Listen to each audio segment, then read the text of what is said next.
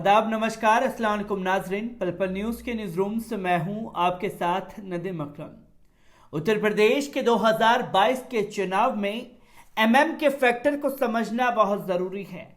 MM factor का मतलब मायावती मुस्लिम factor, जो कि 2022 में पूरी तरह से होता हुआ दिखाई दे रहा है, जहां मायावती जी ने एक ट्रम्प कार्ड मुस्लिमों को लेकर के खेला है, जिसमें वो मुस्लिमों का समर्थन पालेंगी, जैसा कि बहुजन समाज पार्टी और मुस्लिम उम्मीदवारों को ये लगता है कि इस बार मुस्लिम जो है उन्हें छोड़ करके कहीं जाने वाला नहीं है।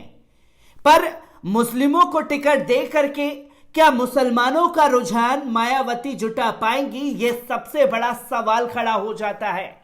क्योंकि मुस्लिम मुद्दों पर कभी बहुजन समाज पार्टी या खुद मायावती पुरजोर तरीके से आगे आते हुए दिखाई नहीं दी, और जब भी कोई पार्लियामेंट में मुस्लिम विरोधी बिल को पास कराया गया तो उसे गुपचुप तरीके से समर्थन दे दिया गया।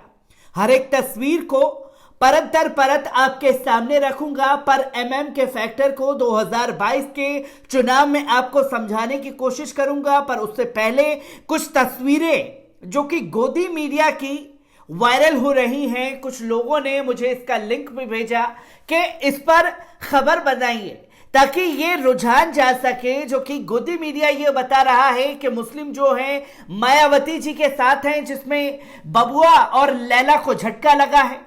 ये साफ तौर पर दरिशा असदुद्दीन ओवैसी और अखिलेश यादव के लिए बातें गोदी मीडिया द्वारा लिखी जा रही हैं, जिसमें एमएम के फैक्टर को बारीकी से आप लोगों के सामने रखूंगा। पर उससे पहले जो जी न्यूज और जी हिंदुस्तान ने एक हरकत की है मायावती फैक्टर को लेकर के, और जो गुमराह करने की मुसलमानों को कोशिश की है, पहले उस रिपोर्ट पर नजर डालेंगे। आप एक तस्वीर देख रहे हैं इस स्क्रीन पर, जिसमें लिखा है मिले लैला बुआ, भतीजे को ना मिली दुआ। यानी कि सीधे तौर पर यह बताने की कोशिश बबुआ के घर में बुआ ने लगाई सेंध। कैसे सेंध लगाई है इसे भी आपके सामने रखूंगा। पर उससे पहले आपको बता दें, उसके बाद जो स्क्रीन चलाई जी हिंदुस्तान की तरफ से यह बताया गया कि बबुआ के घर में बुआ ने लगाई सेंध। मायावती का मुस्लिम कार्ड चौथे चरण में 60 सीट 16 मुस्लिम कैंडिडेट को चुनावी मैदान में उतारा, तो वहीं दूसरे चरण में 55 सीट 23 मुस्लिम कैंडिडेट को चुनावी मैदान में मायावती ने उतारा, जैसे कि यह लगातार बताने की कोशिश की जा रही है। तीसरे चरण में 59 मुस्लिम कैंडिडेट 5 मुस्लिम उम्मीदवारों को चुनावी मैदान में मायावती ने उतारा। यह दावा जो है किया जा रहा है जी हिंदुस्तान की तरफ से, क्योंकि मायावती ने जो इस 2022 के चुनाव में मुस्लिम उम्मीदवारों पर उतार करके अपना भरोसा जताया है कि मुसलमान उन्हें वोट देगा।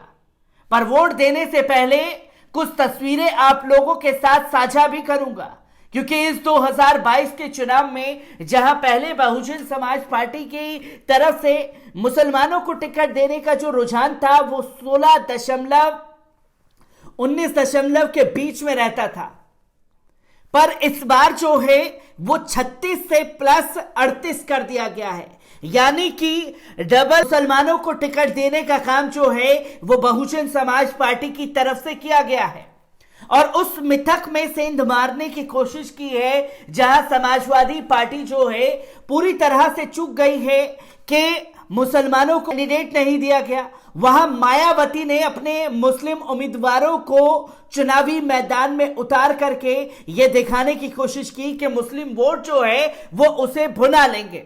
सपा गठबंधन ने तो कोई मुस्लिम उम्मीदवार दिया नहीं। बहन जी ने मुझ पर भरोसा जताया है, भाजपा को रोकना है तो हमें वोट दीजिए। असल में भाजपा के लिए जमीन तैयार करने का काम किया जा रहा है। यहां तो तमाम राजनीतिक पार्टियों पर बी टीम का आरोप लगता है, पर असल में बी टीम का काम कौन कर रहा है यह भी आपको समझाने की कोशिश की जाएगी।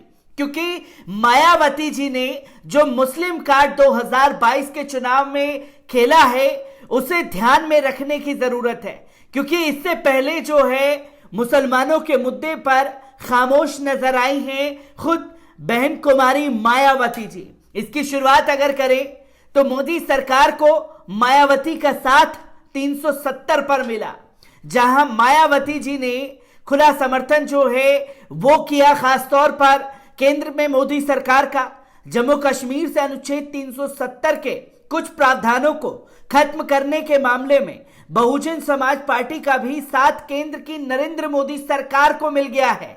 बसपा सुप्रीमो ने इस फैसले को कश्मीरियों के हित में बताया है। तो इसी के साथ साथ सीए व एनआरसी पर मुसलमानों की आशंकाओं को दूर करे केंद्र की मोदी सरकार, बसपा प्रमुख मायावती।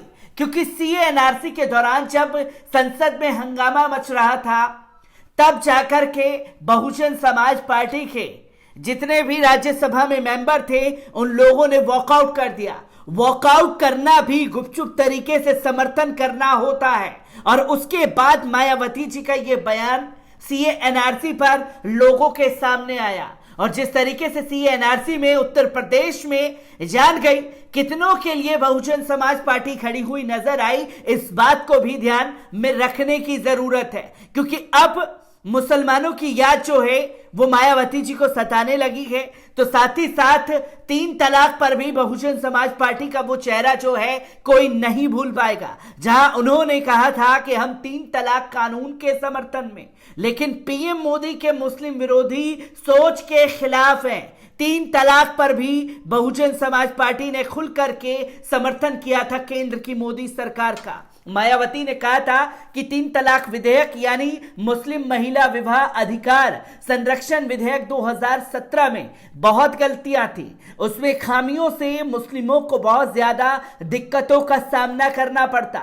इस वजह से हमने कमियों को दूर करने के लिए ही इसे प्रवर समिति में भेजने की मांग राज्यसभा में की जा रही है। उन्होंने कहा कि हम 3 तलाक पर प्रतिबंध से संबंधित कानून के पक्ष में हैं, लेकिन इस वक्त जो ड्राफ्ट है उससे तलाकशुदा मुस्लिम महिलाओं के लिए और भी ज्यादा बुरा होगा। दिन प्रतिदिन और भी नई समस्याएं पैदा करेगा, जिसका समाधान जरूरी है। इसलिए हमने इसमें बदलाव करने के लिए प्रवर समिति में भेजने को कहा है, जहां मायावती ने खुल करके समर्थन जो है वो किया 3 तलाक पर केंद्र की मोदी सरकार का। इसी के साथ साथ 370 पर मायावती जी ने खुल करके समर्थन जो है वो किया खासतौर पर।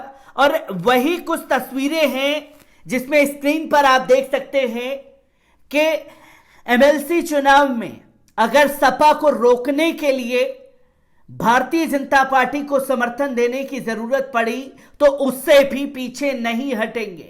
सपा के विश्वासघात से परेशान होकर के मायावती ने भाजपा को समर्थन देने की बातें तक कह डाली हैं। तो वही उत्तर प्रदेश के 2022 के चुनाव में अगर फेर फंसता है तो क्या भारतीय जनता पार्टी को समर्थन नहीं देंगी मायावती? इसकी गारंटी देकर के मुसलमानों से बहुजन समाज पार्टी के जो उम्मीदवार चुनावी मैदान में उतरे हैं वो इस चीज को बता पाएंगे डंके की चोट पर।